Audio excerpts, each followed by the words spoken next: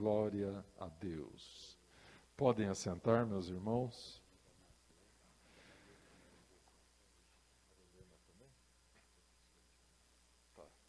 A Unê está me avisando que é aniversário da irmã Maria Helena, que sempre senta aqui do lado esquerdo, e também da Mazé do Mané, não é? Que a bênção de Deus chegue até eles. No nome de Jesus, nós os abençoamos. Queria lembrar a igreja que devemos estar em oração pelos idosos que estão sem poder sair de casa, sem poder vir à igreja. Vamos estar orando para que o poder de Deus chegue até eles, onde eles estiverem. Amém? Nós também temos um encargo de oração pela irmã Cibele, que vai passar por uma cirurgia em São Paulo, na segunda-feira, às 7h. Então eu conclamo a igreja a estar em oração pela Cibele, a fim de que a presença de Deus seja ali socorro, restauração e cura para ela. Amém? Glória a Deus. Bem, irmãos, hoje comemora-se o Dia dos Pais. Nós pensamos que todos os dias são dias dos pais cristãos. Todavia, em função dessa data especial, nós vamos liberar uma mensagem relacionada à paternidade de Deus. Amém? E eu os convido a que abram as suas Bíblias no livro de Gálatas. Então, no livro de Gálatas, no capítulo 4.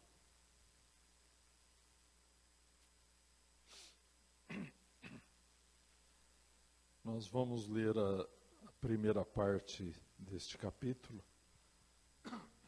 a partir do versículo 1, que diz assim: Digo, pois, que todo tempo em que o herdeiro é menino, em nada difere do servo, ainda que seja senhor de tudo, mas está debaixo de tutores e curadores, até ao tempo determinado pelo Pai.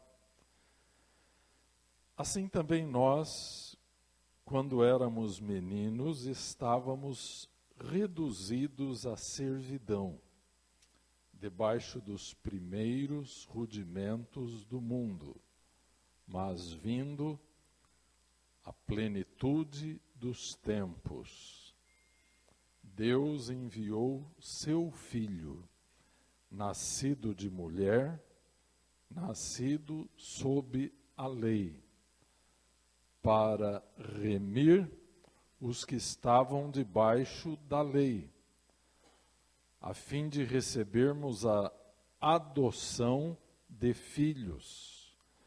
E porque sois filhos, Deus enviou aos nossos corações o Espírito de seu Filho, que clama, Abba, Pai. Assim que já não és mais servo, mas filho. E se és filho, és também herdeiro de Deus por Cristo.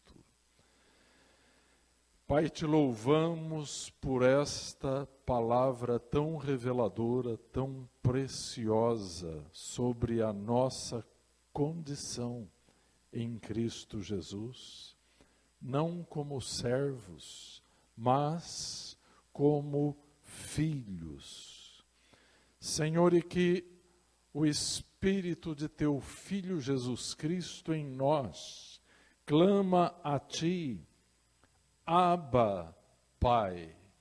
essa expressão tão íntima de podermos entrar em Tua presença pelo novo e vivo caminho que o sangue de Jesus nos preparou e entrarmos e dizermos: Papai, Senhor, traz a unção do Teu Espírito Santo sobre a Tua casa nesta noite, sobre os que aqui estão, sobre os que estão online. Senhor, visita-nos nesta noite, Senhor, com um novo impulso de amor por Ti, Senhor, como Pai de nosso espírito renascido. Em nome de Teu Filho Jesus, ainda nos lembramos nesta hora dos enfermos, especialmente da irmã Cibele, que a Tua mão saradora esteja operando nela, Senhor, usando os meios que Tu quiseres usar. Santifica e abençoa aquele hospital, aquele centro cirúrgico, as mãos dos cirurgiões que vão tocá-la. Senhor, abençoa que durante o transcurso da cirurgia e da anestesia, ela esteja serenamente nas Tuas mãos, serenamente na Tua presença, enquanto Tu usas os meios que Tu queres usar para trazer saúde e restauração à Tua filhinha. Senhor, alcança os demais enfermos da Tua casa, os idosos que estão confinados nos seus lares, alcança com a Tua poderosa presença, no nome de Teu Filho amado, Jesus Cristo. Amém. Amada igreja, esse texto que lemos é um texto muito precioso da palavra de Deus, e o apóstolo Paulo aqui está se referindo à condição espiritual daqueles que estavam sob a lei mosaica, e depois ele faz um divisor entre o período da lei e o período da graça, e ele introduz então o Filho de Deus na plenitude dos tempos. Então veio o Senhor Jesus Cristo para nos redimir e para nos dar uma condição através do Espírito do Senhor Jesus Cristo, o Filho de Deus, uma condição em que podemos nos achegar a Deus e chamá-lo de Papai. Então, nesta noite, nós queremos refletir, através da palavra de Deus, sobre Deus como Pai. Eu queria citar um encontro que tive há uns 25 anos atrás com um homem muito maduro na palavra de Deus. Naquela época, ele já era um homem bem avançado em idade. Eu estou me referindo ao pastor Devern Fronk, um pastor americano que esteve aqui no Brasil ministrando, e tivemos o privilégio de sermos ministrados por ele, num grupo de líderes e de pastores. E ele fazia uma reflexão a respeito de Deus como Pai. E ele usou uma metáfora que eu nunca esqueci. E ele disse que um lapidador de pedras preciosas, ele diz que uma pedra de diamante tem muitas facetas depois de lapidada. Mas ele ouviu de um ourives que diz que existe uma faceta do diamante lapidado, do qual é uma faceta que olha para todas as demais, da qual todas tornam-se visíveis. E daí o pastor de Verne Franck fez a aplicação da metáfora. E ele dizia, então, que todas aquelas facetas do diamante são os diferentes nomes de Deus, revelando diferentes aspectos de sua natureza. Hoje, enquanto o Pedrinho orava, ele citou alguns nomes de Deus do Antigo Testamento. Então, estes nomes seriam as diferentes facetas da revelação de Deus no Antigo Testamento. Mas que aquela faceta principal, que olha para todas as demais, seria a revelação de Deus no Novo Testamento como Pai. Queridos irmãos, nenhuma religião sobre a face da terra revela a Deus como um Pai. Nenhuma o faz como o cristianismo faz. De forma que o nome cristão de Deus é Pai. E o Espírito Santo que inspirou, que produziu a Bíblia, ele vai além, aqui no versículo 6 de Gálatas 4, e ele diz que Deus enviou aos nossos corações pelo fato de sermos filhos de Deus. Deus enviou o Espírito de seu próprio Filho, Jesus. E este Espírito, então, clama dentro de nós, Abba, Pai. Esta palavra Abba, em aramaico, é a palavra Pai. Logo, Abba, Pai, significa papai. Isso nos parece maravilhoso, uma maneira íntima de nos relacionarmos com Deus.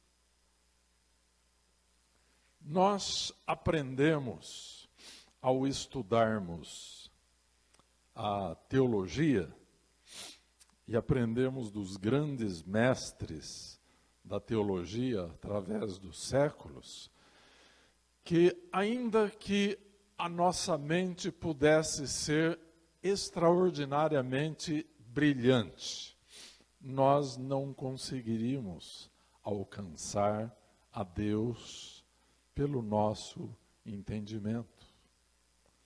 Porque o nosso papai, ele excede o nosso entendimento. Jamais poderíamos perscrutar a extensão, a profundidade do amor de Deus. De maneira que os grandes homens e mulheres de Deus, homens de oração, através dos séculos, eles fizeram uma descoberta muito importante. Que ainda que os nossos recursos intelectuais venham a se exaurir rapidamente na busca de compreendermos a Deus, todavia nós podemos nos achegar a Ele através do amor. E Deus então tem por nós um amor de Pai. Amém? Então, eu citei o que aprendi deste homem de Deus, que conheci há uns 25 anos atrás, se não mais. Então aprendi que o nome cristão do nosso Deus é Pai. Jamais você vai encontrar pessoas de outras religiões que possam se achegar a Deus com essa intimidade.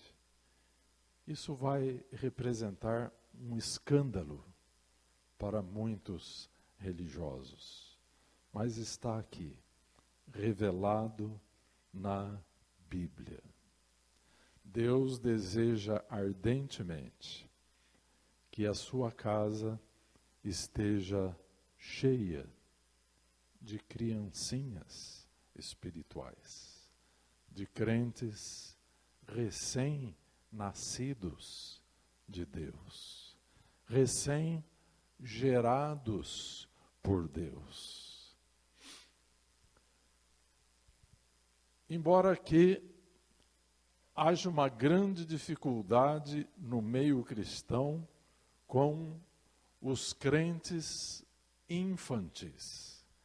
Quer dizer, aqueles que já deveriam ser maduros pelo transcorrer do tempo e ainda encontram-se em um estado de infantilidade. Como vocês sabem, crianças não trabalham. Crianças dão trabalho. Como vocês sabem, crianças não se sacrificam. Elas sacrificam aqueles que cuidam delas. Então, queridos irmãos, aqueles que têm crianças pequenas, que estão criando crianças, sabem que crianças são exigentes. Elas exigem demais. Portanto, é necessário que hajam pais com um grande coração, com uma grande paciência. Agora, transportemos esta metáfora das características das criancinhas para aqueles crentes, aqueles cristãos que pelo tempo já deveriam ser maduros, mas que ainda são infantis. Quando nós chegamos na carta do apóstolo Paulo aos Efésios, há um maravilhoso capítulo sobre a unidade da fé, e é o capítulo 4. E o apóstolo Paulo diz que Deus, então, distribuiu os ministérios na igreja, querendo o aperfeiçoamento dos santos, para a obra do ministério, para a edificação do corpo de Cristo. Tudo bem quando nascemos e somos criancinhas de Deus no corpo de Cristo, mas precisamos caminhar para a maturidade. Este processo de amadurecimento vai nos levar a servir, vai nos levar a dar para edificarmos a outros. Não é uma questão tanto de idade biológica, quanto é uma questão de buscarmos intencionalmente cada vez uma medida maior da presença de Jesus Cristo em nós. Durante o período dos primeiros séculos da igreja, um período chamado a Era dos Mártires, existem relatos do martírio de crianças. E crianças que se apegaram a Jesus de tal forma que causaram uma forte impressão até mesmo nas autoridades romanas, que condenaram-nas à morte por não abrirem mão da fé em Jesus Cristo. E eram apenas crianças, mas que deram um testemunho do porte de adultos maduros. Então, quando nós nos referimos à maturidade espiritual, não estamos nos referindo à idade cronológica, a idade biológica destes cristãos. Esta palavra cristão, ela tem sido uma palavra muito deturpada, muito mal usada e muito manipulada na nossa cultura, tantas vezes pseudo-cristã, falsamente intitulada cultura cristã. Esta palavra cristão, na verdade, surgiu em Antioquia, uma grande cidade romana. E era inicialmente um apelido pejorativo que deram aos cristãos. Mas cristão, na verdade, queria dizer pequeno Cristo. Isto porque eles contemplavam, eles observavam naqueles cristãos primitivos que algo da natureza de seu Senhor estava encarnada, estava imprimida na vida daqueles homens e mulheres, jovens cristãos. Eles carregavam em si uma marca registrada daquele que os redimira. Eles eram, na verdade, filhos de Deus e não podiam ocultar uma cidade edificada sobre um monte, não podiam ocultar a luz do Espírito Santo que irradiava através deles. Então, foi assim que foram chamados cristãos.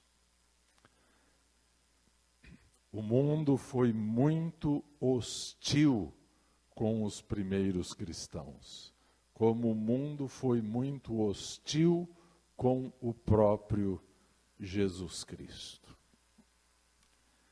Jesus certa vez disse que como ele não era deste mundo, nós também não somos deste mundo. Paulo, quando escrevia para Timóteo, seu filho na fé, ele disse que todo aquele que quiser viver piedosamente, isto quer dizer, todo aquele que quiser viver de uma maneira santa, sofrerá perseguições neste mundo. A porta é estreita para aqueles que querem andar com Cristo, e o caminho é apertado. Então, em todas as eras passadas do cristianismo, as pessoas estiveram perguntando e querendo saber: o que devo fazer para ser salvo? E os cristãos, então, os cristãos religiosos, criaram, então, uma grande panaceia, que é: aceite Jesus. E esta grande panaceia, este remédio milagroso, que alguns pretendem então que possa curar todas as enfermidades de uma alma perdida, este remédio pode ser muito nocivo se nós não compreendermos exatamente o que é um cristão, o que significa ser um cristão.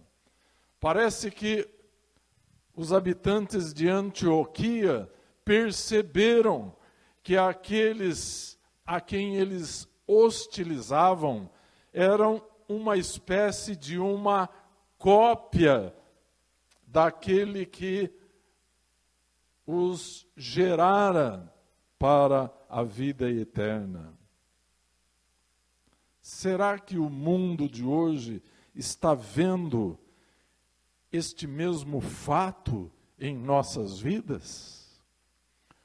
Porque a obra de redenção realizada por Jesus na cruz do Calvário tornou possível que nós não somente nos aproximássemos de Deus, mas nos tornássemos semelhantes ao Senhor Jesus Cristo, que é a expressa imagem do Deus invisível. Então, a obra de redenção profetizada no Antigo Testamento, cumprida no Novo Testamento, é o que Jesus Cristo fez por nós. Mas a obra de salvação é aquilo que nós recebemos de Cristo a respeito da redenção realizada na cruz do Calvário. Agora, esta redenção precisa ser aplicada, cumprida em nossas vidas. Então, quando nos arrependemos e cremos unicamente em Jesus Cristo, estas duas variáveis que encontram-se em nós desencadeiam uma certeza que parte de Deus. Os nossos pecados são perdoados. Então, Deus nos concede gratuitamente, através de seu Filho Jesus Cristo, não uma liberdade condicional, mas uma libertação total, completa. É aquilo que o apóstolo Paulo diz: nos tornamos uma nova criatura, uma nova criação. Eu gosto de uma frase de C.S. Lewis que diz que o fato mais grandioso do cristianismo não é que ele produza pessoas boas, mas é que ele produz pessoas novas. Então, se alguém está em Cristo, é uma nova criação. E dentro desta nova criação, podemos nos relacionar com o Pai, como filhos amados. Podemos entrar na presença do Pai e chamá-lo de Papai. Esta libertação completa inclui a recriação do nosso espírito, que antes de Cristo vir à nossa vida era como uma lâmpada apagada. Implica também na restauração de nossa alma. E implica também na sujeição de nossa carne ao Espírito Santo. É isso que nos torna um filho de Deus. É isso que nos possibilita iniciarmos um caminho de crescimento no conhecimento e na graça do nosso Deus. É isso que nos permite amadurecer. E assim, voltando ao texto de Efésios 4, Paulo diz assim: até que todos cheguemos à unidade da fé e ao conhecimento do Filho de Deus, a varão perfeito, à medida da estatura completa de Cristo. Amém? À medida da estatura completa de Cristo. Será que isso se parece com uma criancinha birrenta dentro do corpo de Cristo? A resposta é não. Porque o mais elevado propósito de Deus para nós, na obra da redenção, é nos conduzir e nos levar passo a passo para a imagem de Jesus Cristo. Então, aquela imagem de Deus que se perdeu pela queda. Deus agora, com a obra da nossa salvação, Ele está restaurando a imagem de Cristo em nós. Para isso, Ele nos justifica. Ele perdoa os nossos pecados. E para isso, Ele também nos santifica. Amém? Então, a santificação, que é o ato soberano de Deus, mediante o qual Ele nos separa deste mundo, Ele nos separa do pecado, Ele nos separa para Ele. Esta santificação, meus irmãos, é uma característica notável de um verdadeiro Filho de Deus. Eu chamaria, nesse mundo que nós estamos vivendo e que nós precisamos de uma senha para tudo o que fazemos, até mesmo para o uso do seu celular, você precisa cadastrar uma senha, você precisa de uma senha para você entrar na sua conta bancária e assim sucessivamente. Assim também eu quero usar esta metáfora. É como se a santidade fosse uma senha para entrarmos na vida cristã verdadeira. Uma senha para desfrutarmos das riquezas insondáveis da morte, da ressurreição e da glorificação do Filho de Deus, Jesus Cristo. Santificação, meus irmãos, não é uma mera questão doutrinária que divide a opinião de diferentes igrejas cristãs. Santificação é uma questão de sobrevivência espiritual para o povo de Deus. Sem esta senha, não importa quanto tempo você tenha no corpo de Cristo, você ainda é uma criancinha trabalhosa no corpo de Cristo.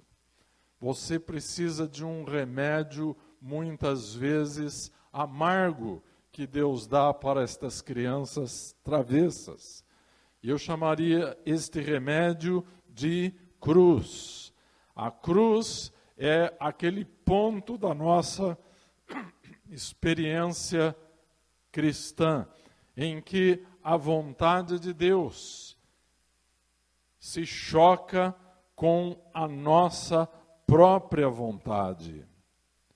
Então, a cruz nos esvazia para que o Espírito Santo de Deus nos encha, ocupando todo aquele espaço em nossa vida. Amém?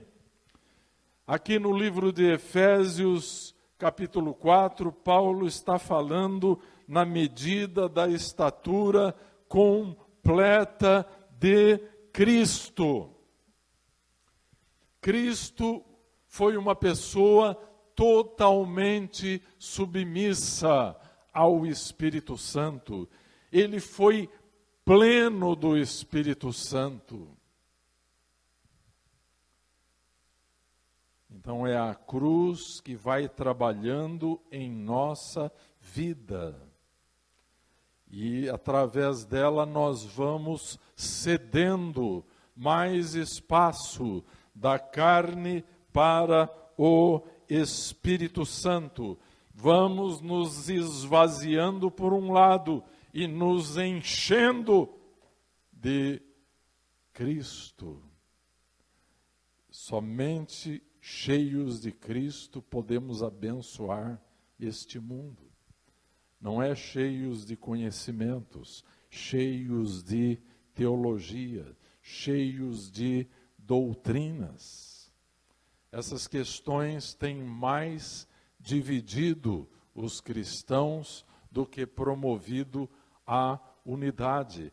Mais uma vez, cheios do Espírito Santo, cheios da presença de Cristo, estamos cheios de amor por Deus e por nossos irmãos. Então nós precisamos exercer a fé para nos tornarmos naquilo que Deus quer que nós sejamos. Nas últimas décadas, vários equívocos, várias doutrinas enganosas entraram na igreja. Hoje as pessoas estão exercendo a fé para ficar rico, exercendo a fé para fazer guerra espiritual, para sujeitar os demônios, para liderar os homens. Não que estas coisas sejam erradas, mas a primeira coisa que fazemos é usarmos aquela senha espiritual da santidade para entrarmos na vida mais profunda e produtiva com Cristo. O nosso objetivo não é ficar rico, o nosso objetivo primeiramente não é liderar, o nosso objetivo primeiramente não é sujeitar os espíritos malignos. O nosso primeiro objetivo deve ser como Jesus é, sermos santos. Diz a palavra lá no livro de Levítico, sede santos, porque eu sou santo, diz o Senhor.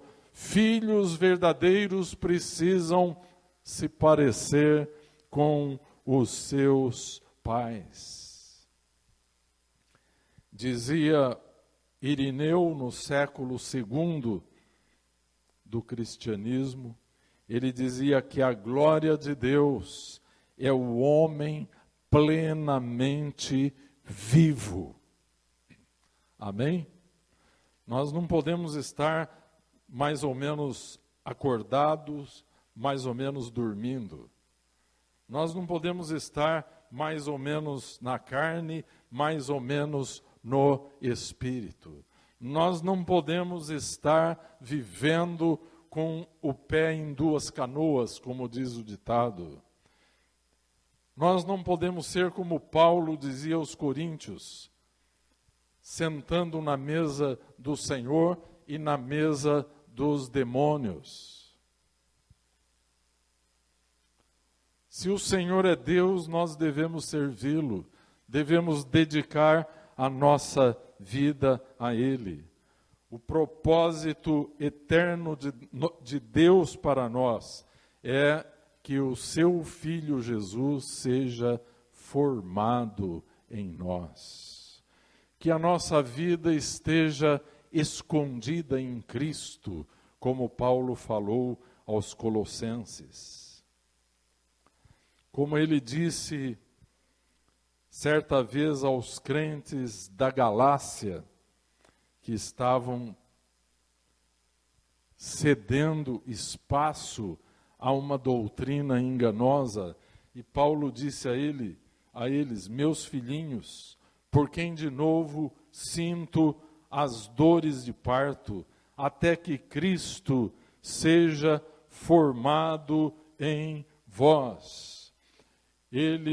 O apóstolo Paulo não havia projetado que eles permanecessem na infância. Eles precisavam fazer a caminhada para serem plenos em Cristo Jesus. A plenitude em Cristo é quando não nos falta vida espiritual. Não nos falta o Espírito Santo. Não nos falta a graça. E a senha de entrada nesta abundância é simplesmente aquela evidência que os habitantes de Antioquia viram nos cristãos primitivos. Viram que eles eram muito parecidos com o Cristo que eles pregavam. Eles viram que aqueles cristãos primitivos estavam vivendo o fruto que Jesus produziu enquanto estava aqui na terra. Por exemplo, esses frutos que aparecem em Mateus capítulo 5, as bem-aventuranças. Jesus falou, bem-aventurados os mansos, porque eles herdarão a terra. Herdar a terra nos remete lá para o livro de Gênesis, no capítulo 2, aquele mandato cultural de Deus à raça humana, que deveria governar e dominar sobre todas as criaturas. Jesus vem no Novo Testamento e ele está reinterpretando o Antigo Testamento. E ele diz, bem-aventurados os mansos, porque eles herdarão a terra. Então, os habitantes de Antioquia olhavam para os cristãos e eles viam que eles traziam em suas vidas as marcas do Jesus a quem eles pregavam. Bem-aventurados os pacificadores, porque eles serão chamados filhos de Deus. Eles olhavam para os crentes e viam essa característica neles. Bem-aventurados aqueles que estavam sofrendo perseguição. Eles estavam sofrendo perseguição. E quanto mais eles eram perseguidos, mais vida brotava do testemunho que eles davam. Portanto, meus irmãos, a vida de santidade não é algo para nós gozarmos somente na eternidade, após partirmos deste mundo. Os crentes primitivos viveram a vida cristã, eles acessaram esta vida pela graça de Deus e eles tinham esta senha de entrada, que chamamos aqui de santidade. A experiência prática da santidade, meus irmãos, é uma profunda necessidade na igreja de hoje. É a falta dela que tem produzido esta sensação de vazio, que tem produzido ansiedade, tristeza, depressão, nominalismo, tem produzido a deserção de milhares, de milhões de crentes. Como estas pessoas não desenvolveram o relacionamento íntimo correto por Deus, passaram a achar que o cristianismo era uma ilusão. Mas, meus irmãos, a obra de Jesus Cristo, a obra da redenção, tornou possível que nós nos achegássemos a Deus, como lemos aqui em Gálatas nesta noite, e pudéssemos dizer: Papai. Entrarmos nessa dimensão de relacionamento de filhos com um Deus Pai. Glória a Deus. Às vezes o nosso problema é que nós estamos usando a senha incorreta e não conseguimos acessar as riquezas de Cristo que foram colocadas à nossa disposição. Às vezes nós acionamos a senha felicidade, quando na verdade a senha deveria ser santidade. Às vezes nós acionamos a senha prosperidade, quando deveríamos acionar a senha santidade. E vamos lembrar, no começo desse ano, Deus nos deu uma palavra para digerirmos durante todo este ano. E qual foi esta palavra? Sobre buscarmos a Deus, a sua justiça, o seu reino em primeiro lugar. E todas as demais coisas de que nós necessitamos nos seriam acrescentadas. Amém?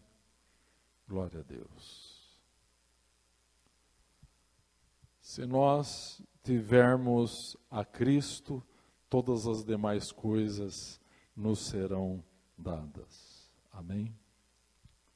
Então Deus nos dá a sua palavra para que nós sejamos governados por ela. Amém? Tudo o que precisamos a respeito da revelação de Deus, Ele nos revela através de sua palavra.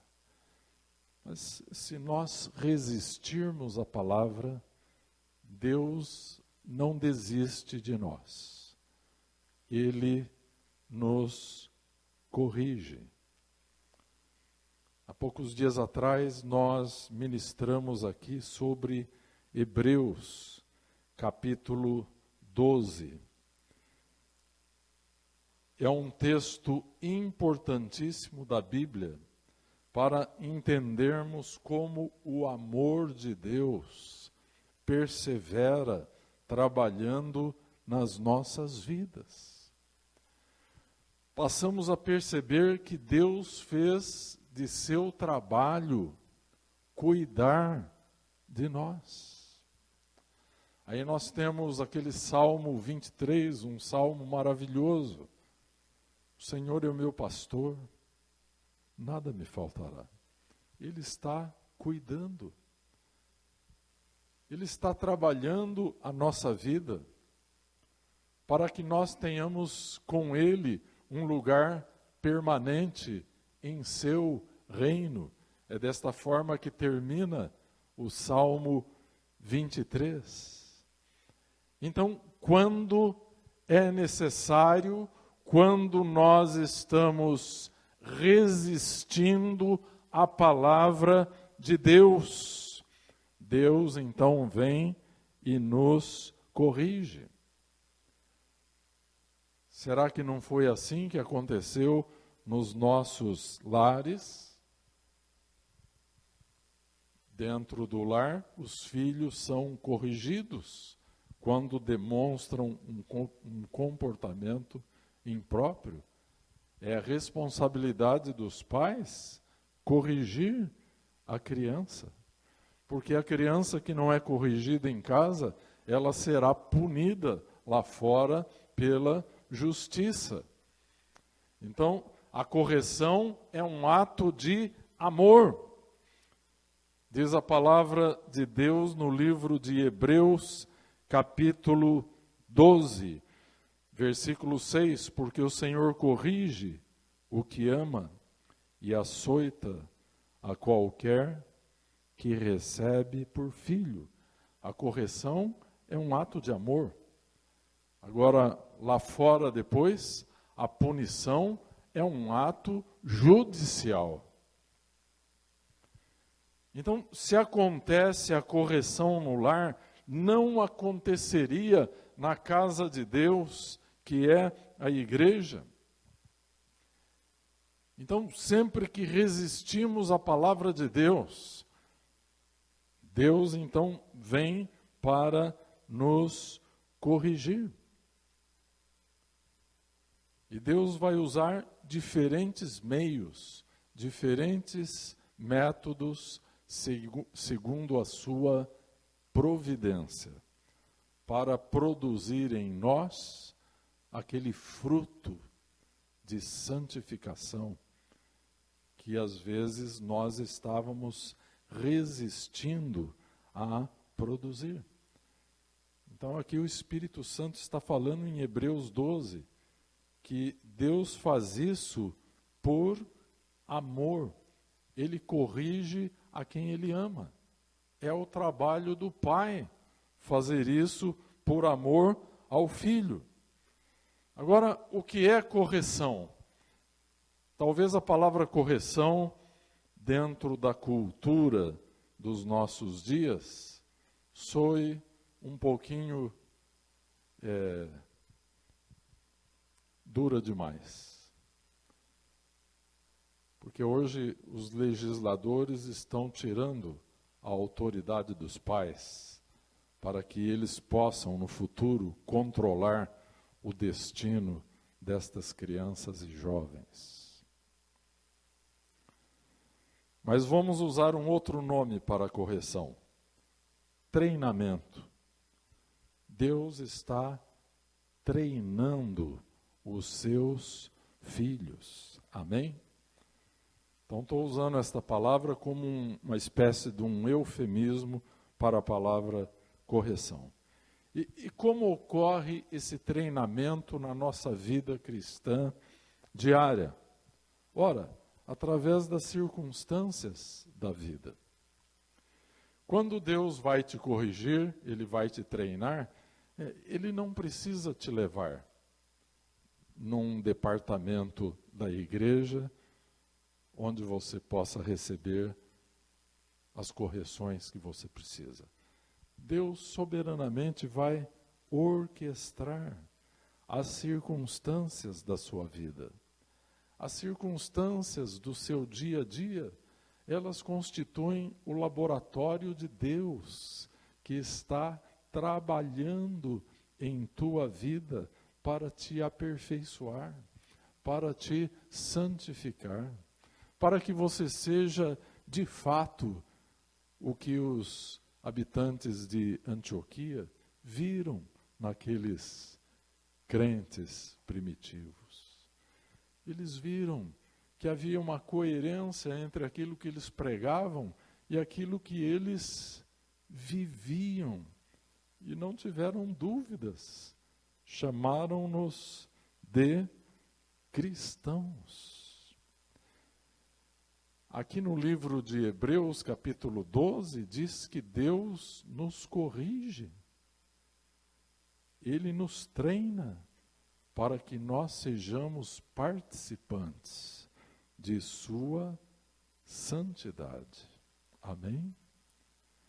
Deus quer colocar em nossas mãos a senha de acesso a uma vida mais frutífera, a uma vida mais rica na presença de Deus, usando a palavra riqueza com a melhor das acepções bíblicas, que são riquezas que não são deste mundo,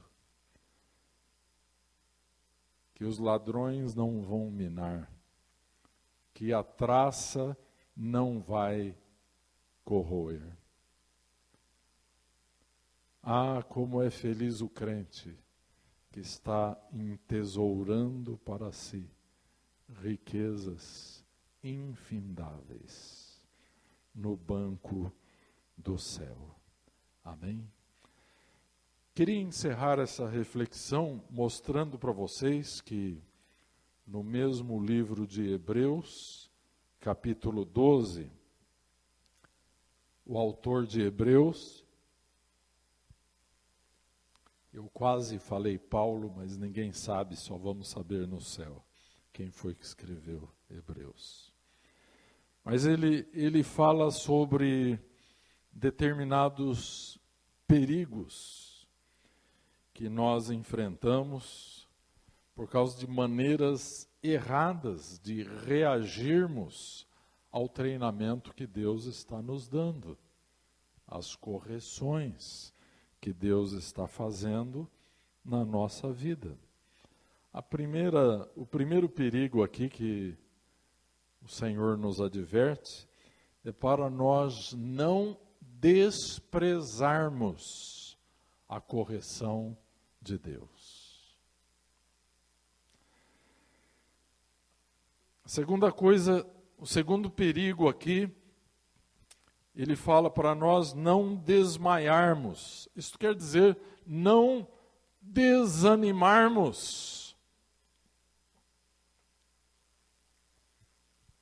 Porque Deus está trabalhando em nós.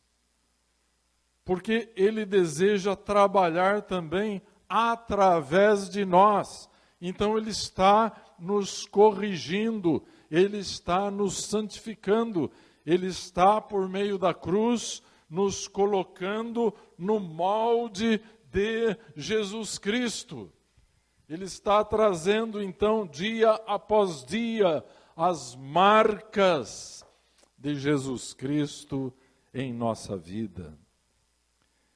E um pouquinho para frente, no capítulo 12 de Hebreus, um outro perigo muito grande, que é uma maneira incorreta de reagirmos ao trabalho de Deus, é desenvolvermos raiz de amargura. De acharmos que Deus está sendo rigoroso demais conosco.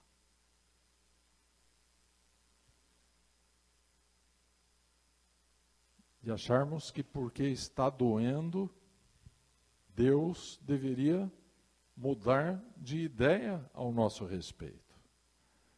Há pessoas que quando vêm para Cristo, eles pensam que o reino de Deus é uma espécie de uma Disney espiritual, um enorme parque de diversões, e não é. Nós estamos aqui para nos tornarmos semelhantes a Jesus Cristo. Não para sermos como este mundo. Este mundo está perecendo. Desculpem a expressão, mas esse mundo já está fedendo. Não há nada nele para nós.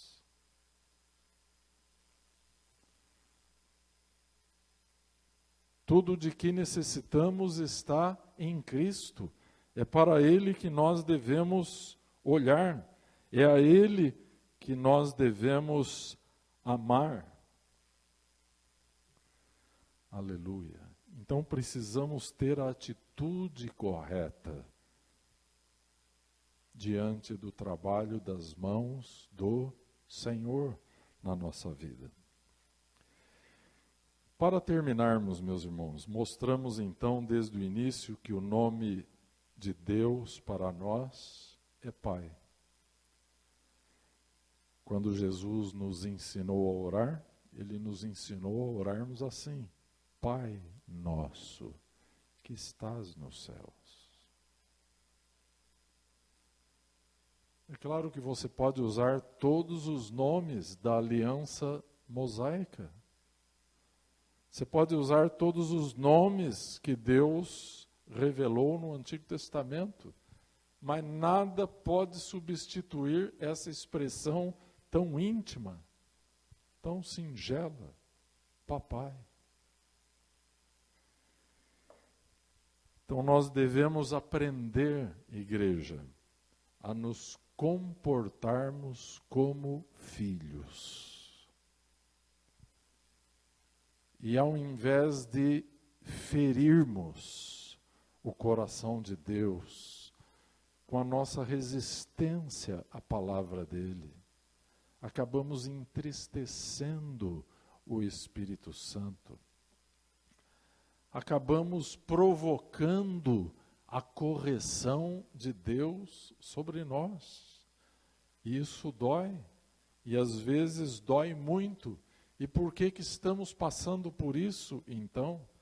Às vezes a correção vem pelo caminho das finanças, às vezes a correção vem por perdas materiais, às vezes a correção vem por problemas de saúde. Nós deveríamos aprender, deveríamos nos comportar como filhos, ao invés de ferirmos, ao invés de partirmos o coração do Pai. Nós deveríamos amá-lo, deveríamos ser submissos, obedientes. Hoje é dia dos pais. Nós vamos orar pelos pais da igreja. Agora, meus irmãos, eu sou pastor e eu lido com muitas pessoas. Tem muitos e muitos pais no corpo de Cristo, com o coração profundamente ferido pelos filhos. Curiosamente, durante a infância, existem muitos filhos feridos pelos pais. Depois, na idade adulta, inverte-se o problema. Aí nós passamos a ter muitos pais feridos pelos filhos. Amada igreja, queridos irmãos e amigos, isso tudo é uma metáfora do que acontece no nosso relacionamento com Deus.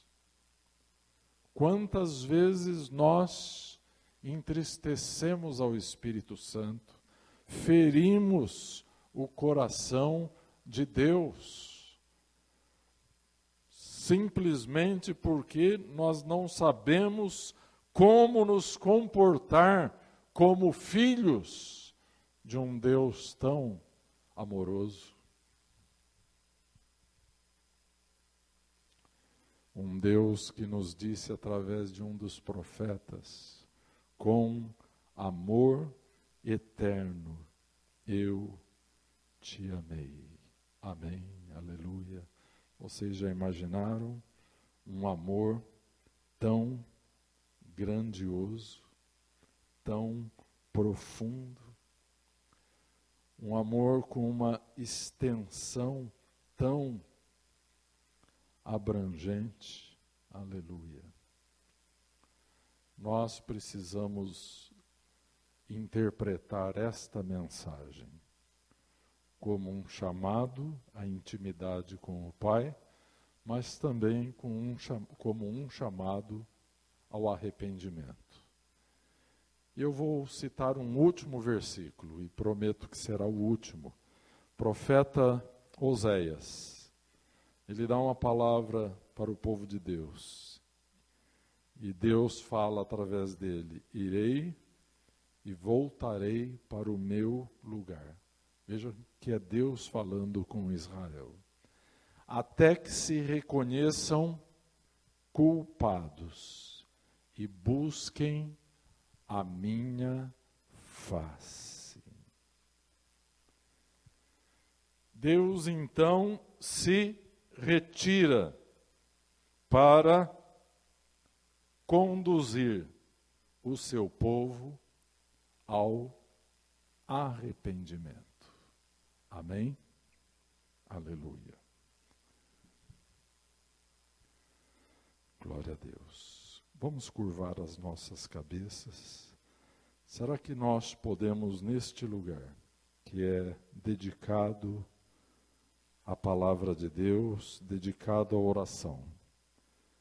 A palavra diz: minha casa será chamada casa de oração para todos os povos.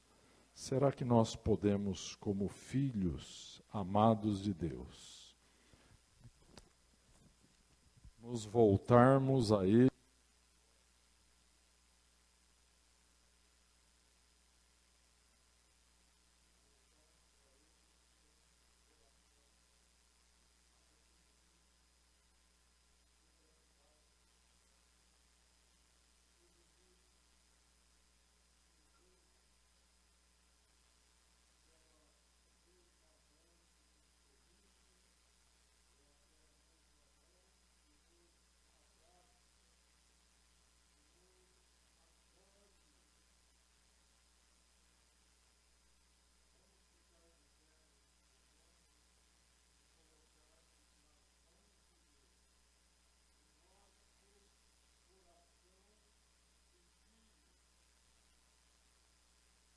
Se acaso você tenha a convicção de que tem ferido o coração de Deus como teu Pai, você pode pedir perdão agora.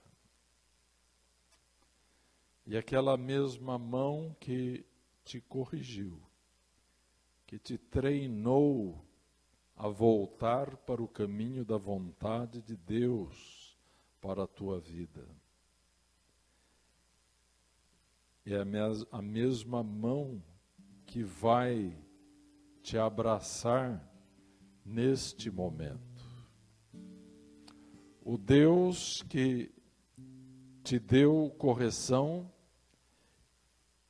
após o arrependimento e o retorno é o Deus que vai te dar amor. Aleluia. Glória a Deus, Pai. Colocamos em tuas mãos a vida da tua igreja.